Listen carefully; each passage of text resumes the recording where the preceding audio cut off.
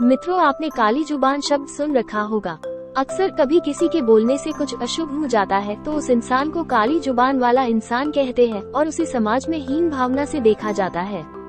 दोस्तों, आज का हमारा किस्सा इसी बात पर आधारित है। राजस्थान के भीलवाड़ा जिले के एक गांव में लता नाम की औरत रहती है।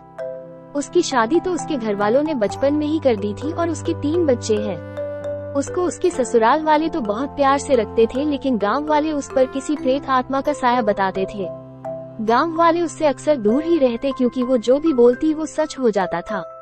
लता के मायके में उसके पड़ोसी बताते हैं कि बचपन में लता को एक कुत्ते ने काट लिया तो लता ने अचानक मुंह से कुत्ते के लिए बद्दुआ निकली कि इस कुत्ते को मौत क्यों नहीं आ जाती। अगले दिन हुआ भी कुछ ऐसा और वो कुत्ता गली के बाहर मरा हुआ पड़ा था। तब से गांव वालों में दहशत फैल गई। दूसरी घटना तो इतनी भयानक थी कि लोग लता को डायन कहने लग गए। ऐसे ही एक बार बचपन में लता का एक दिन तवे से हाथ जल गया। हाथ जलने से वो जोर से चीखने, चिल्लाने और रोने लगी। उस दिन घर वाले सब खेत गए थे। उसकी बड़ी बहन घर पर ही थी।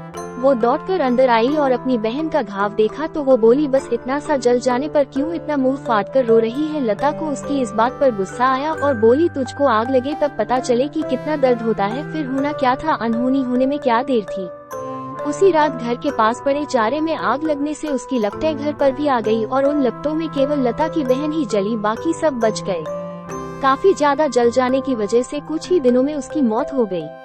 इस घटना के बाद से लोग उसे चुड़ैल कहकर पुकारने लगे।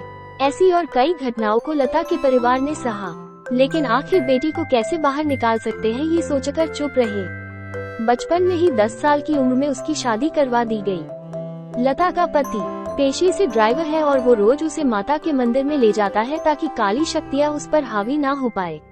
लता अपनी कली जुबान के अभिशाप से अभी भी जूझ रही है और अक्सर चुप ही रहती है।